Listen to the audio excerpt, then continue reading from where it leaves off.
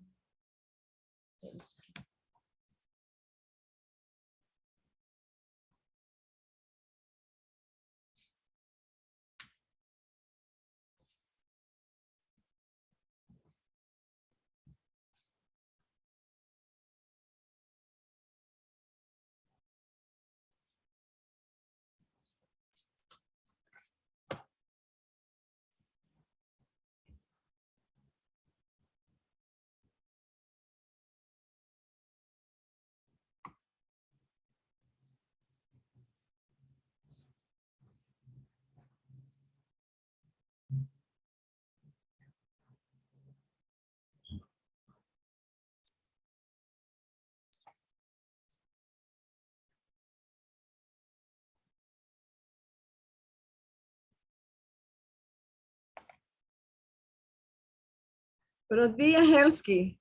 ¿Cómo está? Bien, Me alegro de verla. igualmente. Vamos a darle chance a los compañeros que se unan, oye. Sí, está bien.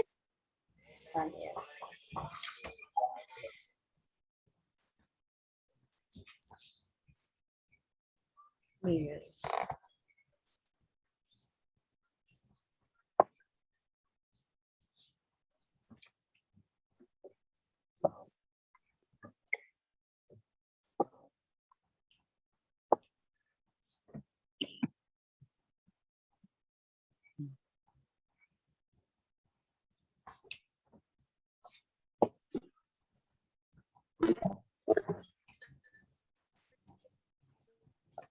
Su nombre, buenos días. Buenos días, profe Maricela Hernández. Marisela. Hernández.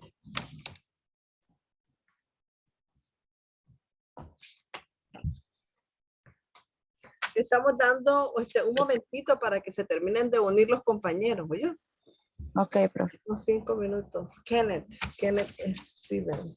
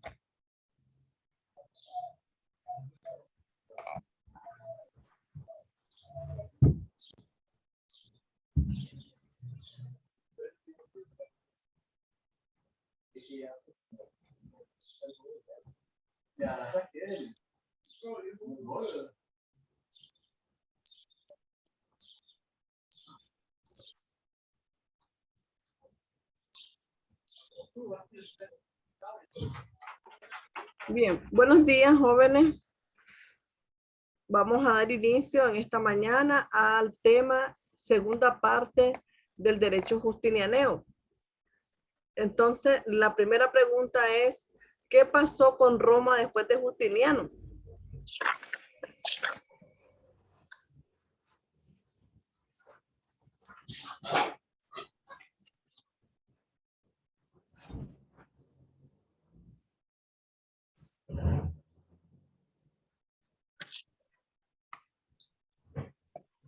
Lo que pasó con Roma después de Justiniano fue que se siguieron dando las compilaciones, ¿verdad?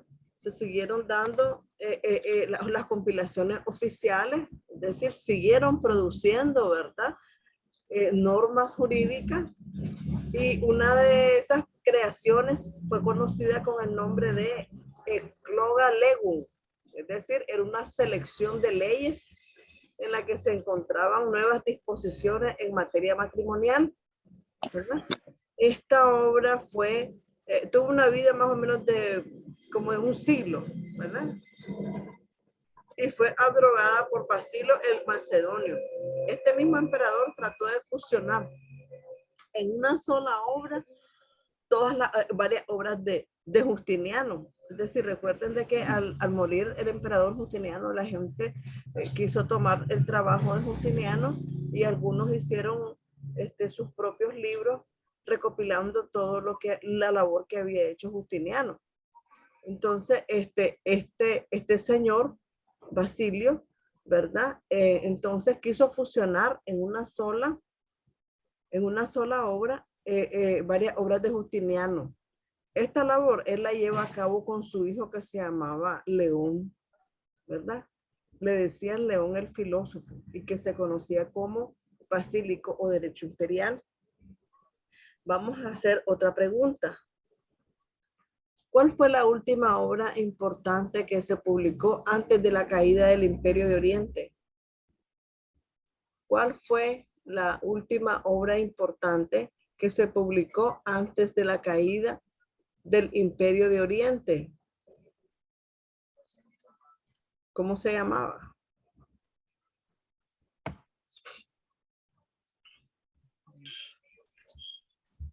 A ver, chicos. Contestaron a ver, cualquiera puede contestar. Miguel, Anielka, Michael, Nahari, Helsky, Tailín.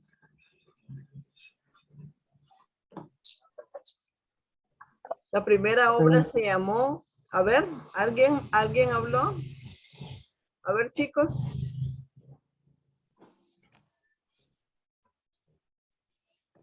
Kenneth.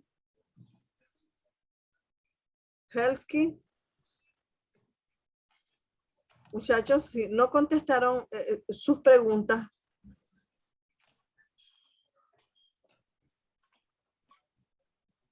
A ver, que alguien me conteste. ¿No contestaron sus preguntas, muchachos? No, profe. Entonces, no tengan miedo de contestar. ¿Cuál fue la pregunta, profe? La pregunta era que cómo se llamó la última obra publicada antes de la caída del Imperio de Oriente.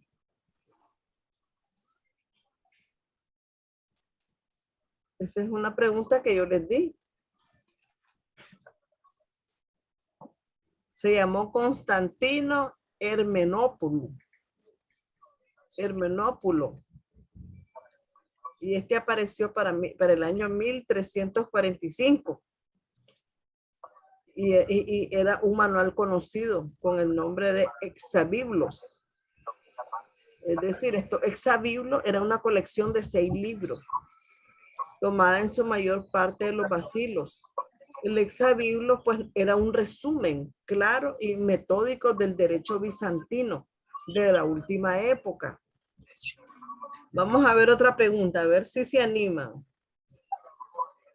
¿Cuál es la importancia de la escuela boloñesa? ¿Cuál es la importancia de la escuela boloñesa?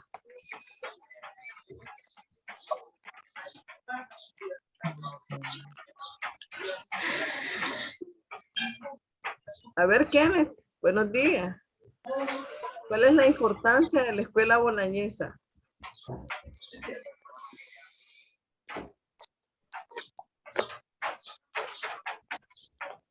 Otra pregunta, pues. ¿Cómo comienza la segunda vida del derecho romano?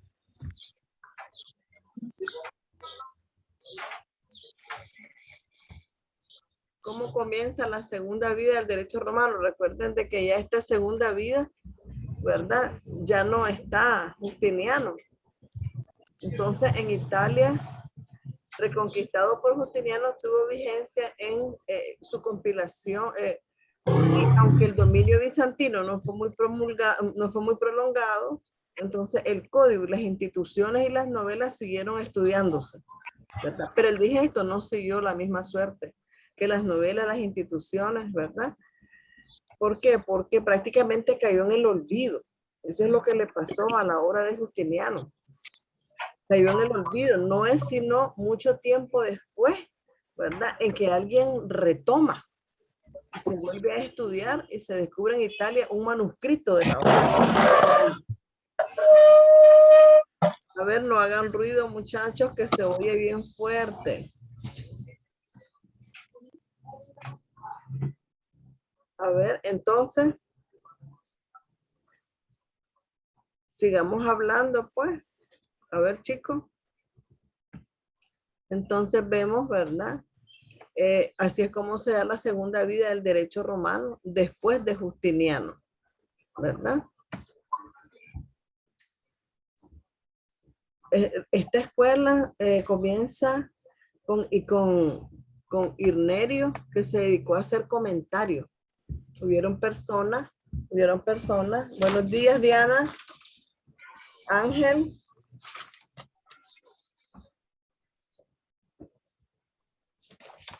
Entonces, hubieron personas.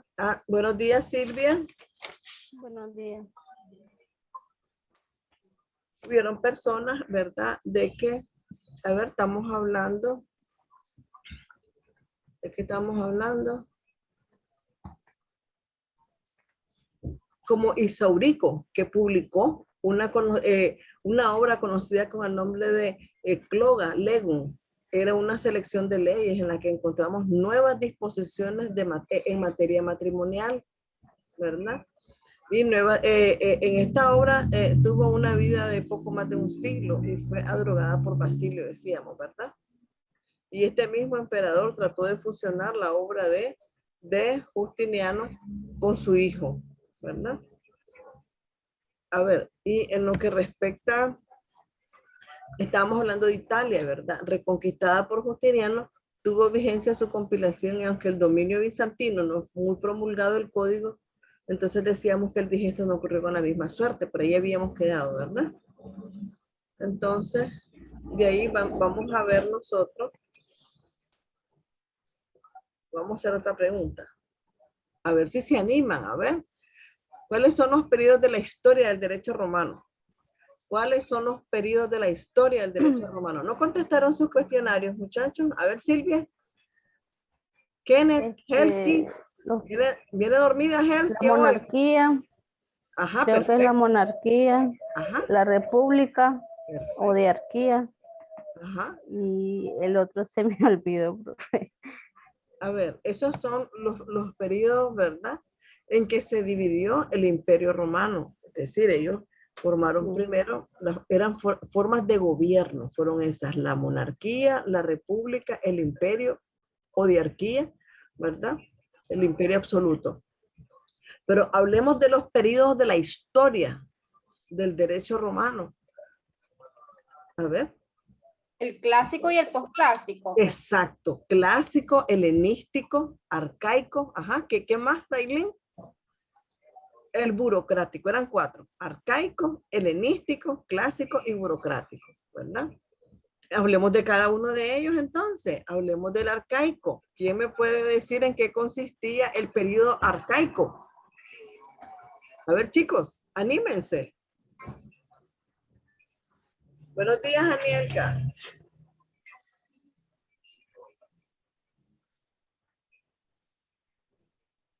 A ver.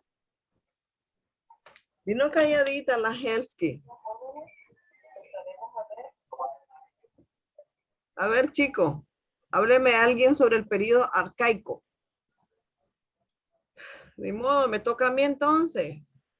Se inicia con la promulgación de la ley de las 12 tablas, ¿verdad? Y recuerden de que eso fue en el siglo V antes de Cristo y concluye al término de la Segunda Guerra Púnica en el siglo I antes de Cristo, momento en que marca el comienzo de la influencia griega, ¿verdad? Se llama periodo arcaico. Vamos a hablar sobre el periodo helenístico. ¿Quién puede mencionarme ahí qué pasó en el periodo helenístico? A ver, jóvenes. Tailín, Anielka, Miguel, Kenneth, Helsky, Diana, Silvia.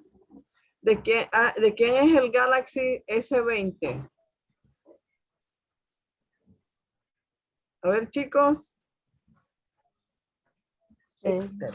A ver.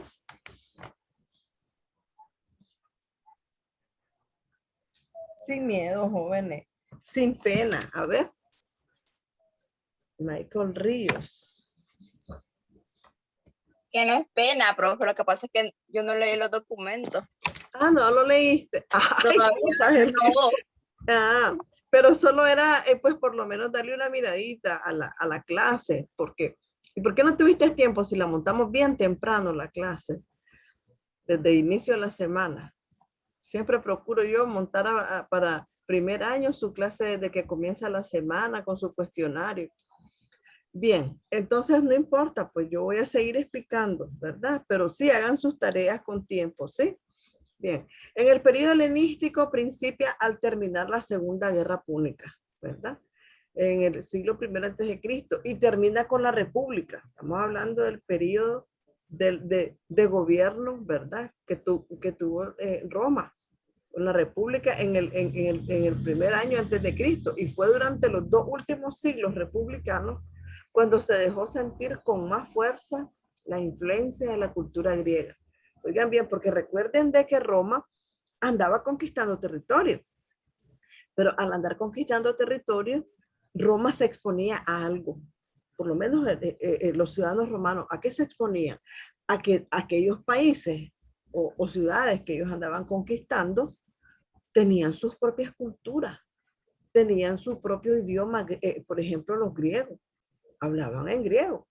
Entonces, cuando ellos empiezan a dominar a esta gente, entonces ellos también reciben y sienten la influencia de los griegos, porque los griegos también eran personas muy estudiosas, ¿verdad?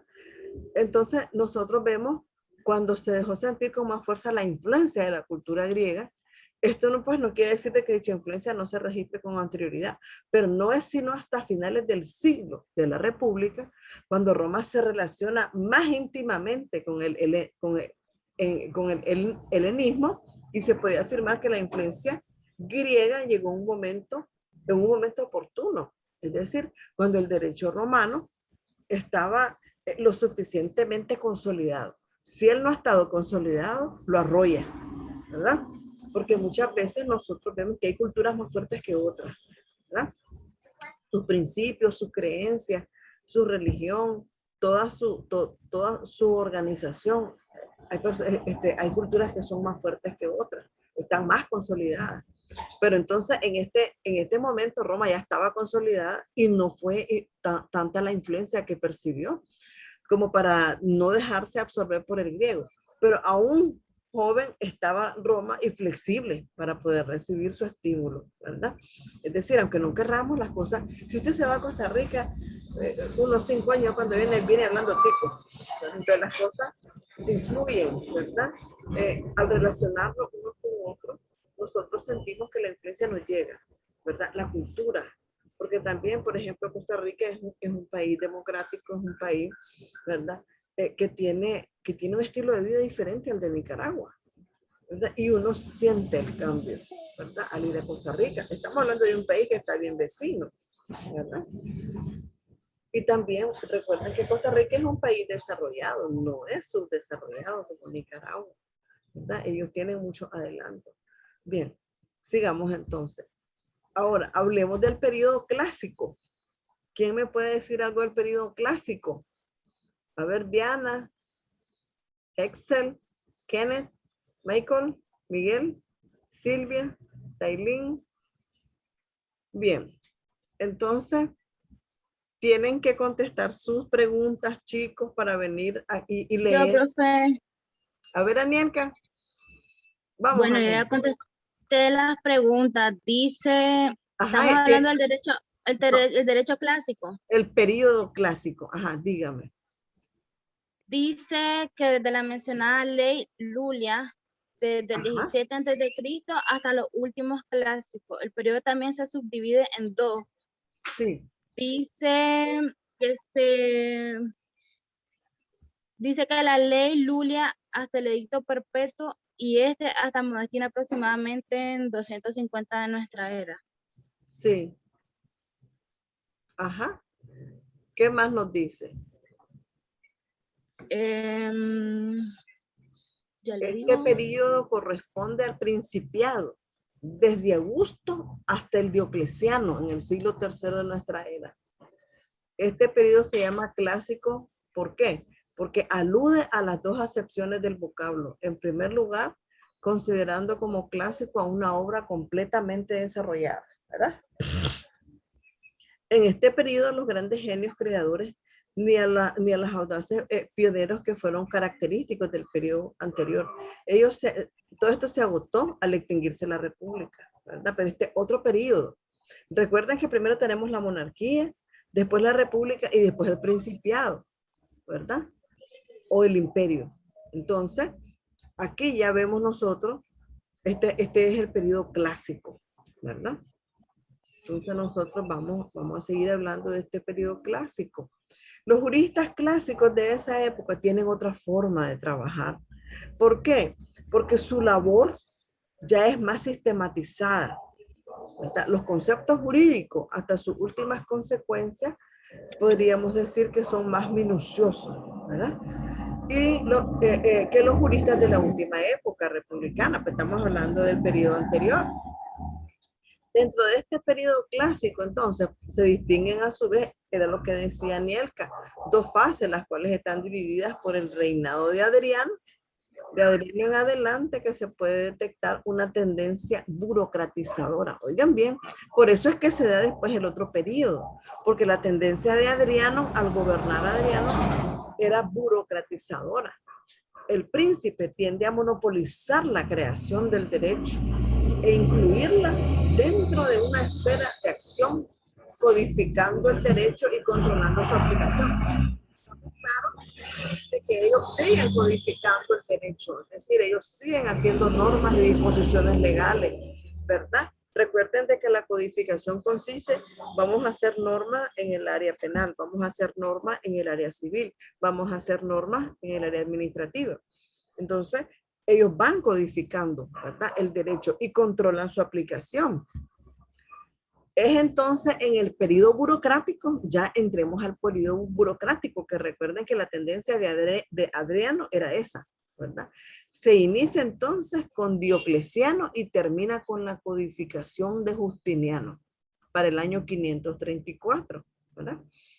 En este periodo, la creación y aplicación del derecho son actividades centralizadas. Oigan bien, los juristas, porque mira, en esa época ya los juristas tenían un cargo público. Ellos trabajaban en la administración imperial. Entonces, lo que ellos iban creando, era como que vos lo hagas calladito, ¿no? Y no lo podés publicar. Entonces, ¿qué les pasó a ellos? Como ellos pertenecen a la administración imperial, entonces su actividad se burocratiza y cae en el anonimato, ¿verdad? Es decir, ellos van creando, pero al mismo tiempo, buenos días, Carla Escobar y Darwin. Voy anotando, jóvenes, el que se va uniendo,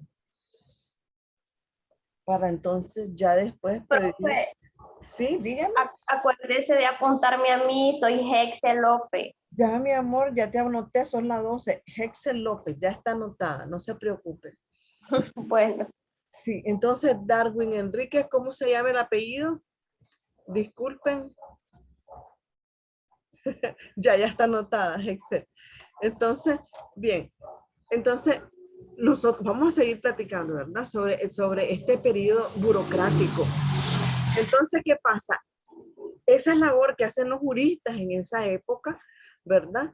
Entonces queda en el anonimato de viaje, queda en el anonimato, ¿verdad? Aunque innegable, pues, que con Justiniano subió al nivel de la cultura jurídica y con el Corpus Juris Civilis, ¿verdad?, de mejor calidad que las compilaciones de los 2 siglos anteriores, no se equiparan a la literatura jurídica clásica, ¿verdad?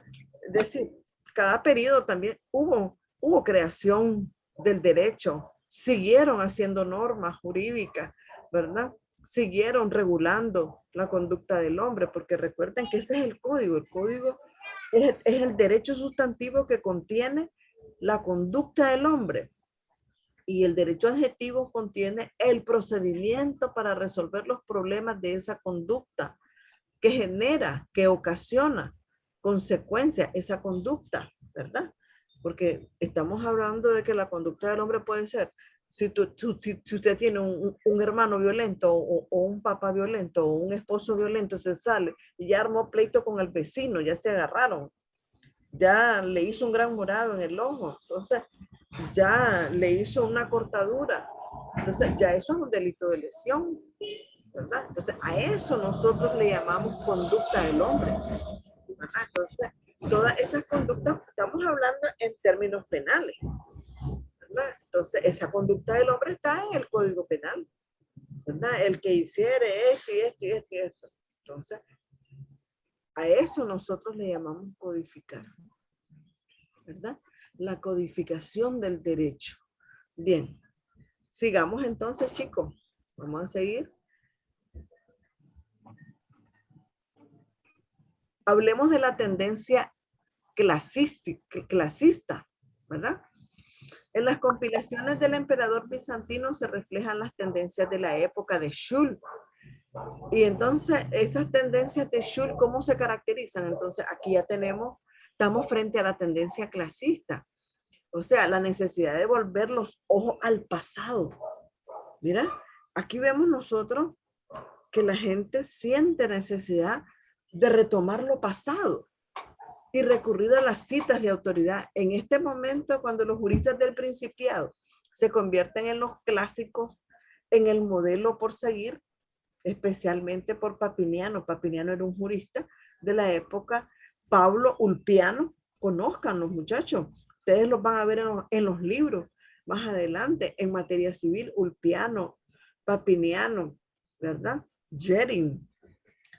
Entonces, es patente el interés por conservar y sistematizar la jurisprudencia objetiva, logrando felizmente que se logró en el digesto. Es decir, la gente siente necesidad de retomar lo que hizo Justiniano, ¿verdad? Entonces, después vamos a entrar a la tendencia estabilizadora o fijadora, ¿verdad? Entonces, dice, aquí el derecho en esta tendencia estabilizadora, vemos que se lleva a cabo estableciendo la preeminencia del derecho legislado mediante las constituciones imperiales, ¿verdad? Estamos hablando ya aquí de unas constituciones imperiales, ¿verdad? Que ya han sido creadas, parte del derecho. Aquí es donde nosotros vemos las constituciones imperiales. Dígame, ¿alguien quiere decir algo? ¿No? Entonces sigo explicándoles porque. Buenos días, Darwin, ¿cómo estás? Buenos días, profe. Lo que pasa es que andaba inyectándome. Sí, Darwin Enrique Ruiz, ¿cómo no? Entonces, muchachos, viene esta tendencia estabilizadora o fijadora, ¿verdad? Entonces dice de que lo que pasa es que aquí ellos crean las constituciones imperiales, ¿verdad? Que como es natural se convierten en la fuente formal de esa época más importante del derecho del imperio absoluto, ¿verdad? Porque esa es su creación de ellos, de su época, ¿verdad? Entonces, también dice la tendencia opuesta a la postura clásica, ¿verdad? Que desconfiaba de la ley y prefería otras fuentes más flexibles, como los edictos de los magistrados y la jurisprudencia, porque hubieron esas fuentes, ¿verdad? Los decretos creados por los magistrados, lo que creaban jurisprudencia, ¿verdad? Ustedes saben lo que es la jurisprudencia. La jurisprudencia es cuando un caso no ha sido regulado por el derecho, ¿verdad? Y de pronto un jurista regula esa situación por primera vez y dice, o los magistrados dicen, ve, podemos resolver este caso de esta manera. Entonces, como no estaba contemplado en el derecho esa solución, entonces eso se vuelve jurisprudencia. Jurisprudencia, que por primera vez ese caso está siendo resuelto porque los magistrados decidieron o tomaron alguna resolución, ¿verdad? Y entonces ya vos tenés, viene otro caso análogo, parecido. Entonces usted dice, yo puedo resolver ese caso y lo voy a resolver de acuerdo a la jurisprudencia de tal fecha.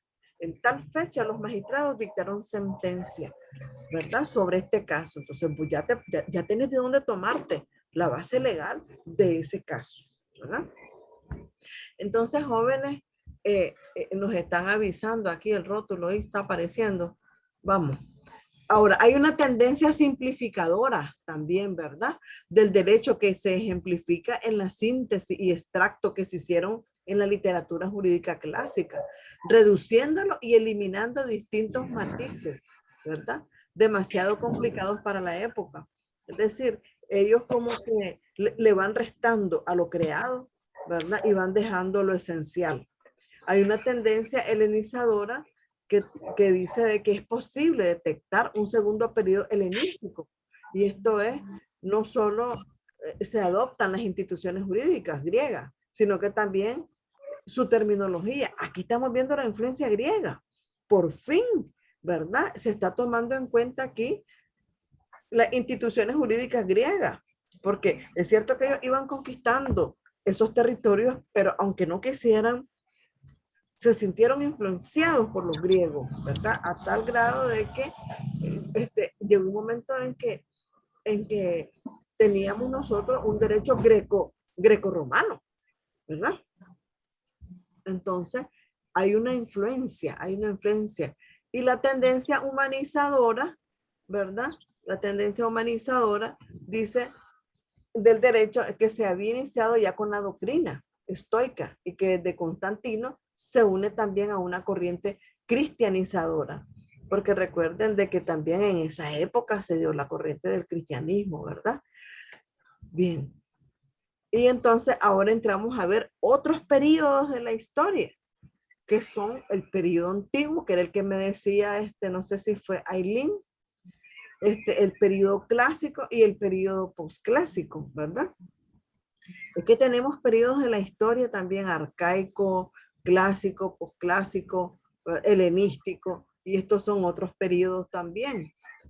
Entonces, en el derecho antiguo, dice, se inicia la fundación de Roma para el 753. Estamos hablando de estos otros periodos.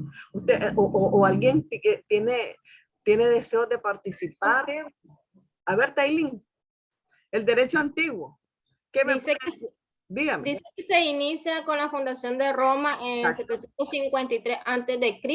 y termina con la ley Lulia Judiciaria. Así es, de Augusto, en el año 17 a.C. Ajá.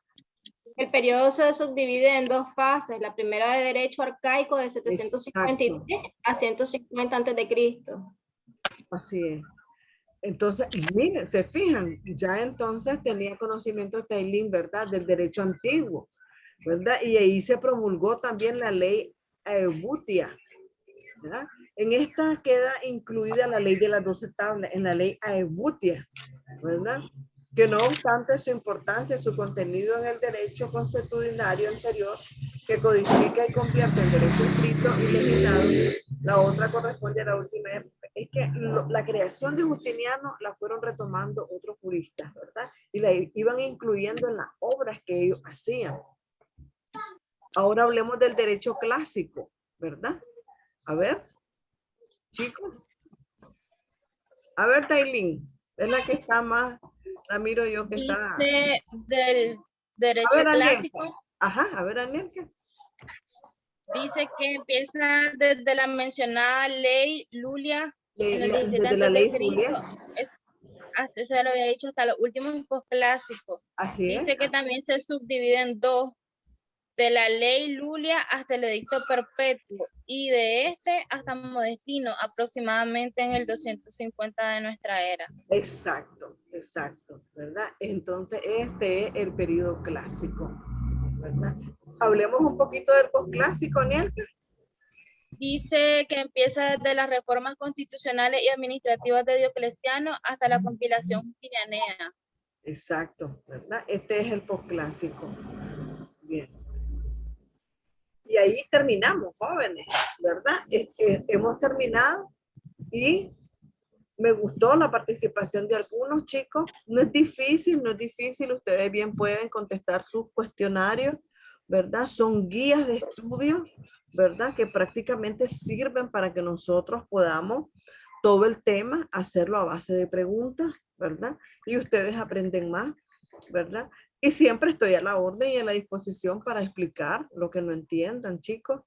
Y también estoy a la orden porque si tienen alguna tarea que tienen que retrasada, que quieren que les abra, con mucho gusto les puedo abrir el espacio. No anden buscando a otras personas, ay, mire que no hice la tarea, o que van donde el ingeniero tiene mucho que hacer. Usted me llama y me dice, profesora, no pude subir la tarea de tal semana, y yo la ayudo, ¿verdad? Abriéndole su tarea. Entonces, si tienen alguna pregunta, alguna duda, jóvenes, Carla, Diana, Helsky, Excel, Kenneth, Miguel, a ver, Yo, profe, dígame. solo quería recalcar de que es excelente esa parte, que usted siempre está a la disposición para apoyar a cada uno de nosotros, ya que a veces tenemos momentos en los cuales no podemos subir una tarea o determinado cuestionario, usted siempre está a la disposición para apoyarnos, ¿no? Y con Claro. respecto pues al tema, entré un poquito tarde, pero usted dejó un cuestionario, ¿verdad? Sí, Entre ellas está que es constituía- exactamente el cuestionario del tema de este día, ¿verdad? Así es, el cuestionario pues ya lo respondí. La mayoría, Exacto, me imagino que entonces algo lo hizo puede bien. subir, esa es la tarea, lo puede subir. Y entonces nosotros completamos el conocimiento también y la estrategia de enseñanza-aprendizaje también aquí en la videoconferencia, haciendo preguntas, aclarando, ¿verdad? No se preocupen, siempre voy a estar a la orden y a la disposición, no están solos, aunque estamos en línea, ustedes están del otro lado y yo aquí, siempre me tienen. Ustedes me llaman al WhatsApp, ustedes aquí en la videoconferencia, cualquier problema familiar, cualquier problema con sus tareas, ustedes me lo dicen, ¿sí? No están solos, jóvenes, no se sientan solos. Y siempre le vamos a estar dando seguimiento. Me encanta, los felicito por la participación, de que se levantaron de mañana, hoy domingo, yo creo que no han ni desayunado, ¿verdad? Entonces vayan a desayunar. Y yo estoy muy encantada con su participación, ¿verdad? Con su esfuerzo, porque ustedes están chiquitos y levantarse de mañana, estamos como que estamos en el colegio, ¿verdad? Pero no importa. Profe, Sí, dígame. pues mire, de explicación con usted voy al día. Ya Sí. la tarea de ahora comienza hoy. Tengo Sí, entendido exacto, que una abre semana. hoy. Así es. Sí, entonces posiblemente la termine hoy mismo. No tengo ningún problema con su explicación porque explica bien. Con sus tareas voy al día, pero solo una no pude hacer porque cuando yo abrí ya se había vencido que el cuadro ¿De qué semana es? Cuadro la comparativo. dejó, la dejó para el segundo parcial. No, para el segundo parcial. No, sí, es tarea del segundo parcial, cuadro comparativo. Sí, fue la única que perdí, profe, pero de ahí voy No al se día preocupe, yo se la abro. Después que terminemos la videoconferencia, yo le abro el espacio. ¿Ya la tiene hecha? Sí. No, entonces le voy a dar un día para que la suba. Ok, está bien, profe, muchísimas Cuadro gracias. comparativo, Excel, está bien. ¿Alguien más, chicos? ¿Alguien Sí, más profe. que tenga problemas? Dígame. A ver, Miguel. Esta clase actual, el día que yo entré, pues ya había terminado y quería ver si por favor me la activaba para subir la tarea. ¿Cuál clase es? Esta que estamos viendo ahorita. Esa está abierta. Está abierta una semana. Pues sería la pasada. La pasada, exacto. La anterior, Sí, entonces, Miguel. la anterior. Está Por bien. favor, profe. Está bien, no se preocupe. Está bien. Ok, muchas gracias. Entonces, de aquí en un momento se la abro. Por un día, ¿ya la tiene hecha? Sí, ya la tengo hecha. Entonces les voy a dar un día para que tengan chance. Bueno, yo sé que tienen que ir a desayunar, a hacer muchas cosas, ¿verdad? Ok, gracias. Y me encanta su participación. Los felicito, muchachos, hacia como vamos, ¿verdad? Y vamos bien disciplinados, haciendo su tarea. Así no se les amontona la tarea. Uno estudia a diario el temita que le den a uno y hace su tarea, ¿verdad? Y nosotros, Profe, una entonces, pregunta. dígame, Carlita. Dígame. Buenos días, ¿verdad? Buenos días, Carla, sí. ¿Todavía seguimos en clases virtuales hasta Sí, nuevo amor, aviso? está bien, es válida la pregunta. La licenciada orientó, ¿verdad? Licenciada, creo que Ordóñez, de que íbamos a estar 2 semanas virtuales. O sea, que nosotros iniciamos ya presencial a partir del 19. Vamos a ver el calendario. Espérame, quiero ver el calendario. Ahorita estamos, hoy es 8. Creo que entonces, no. Este domingo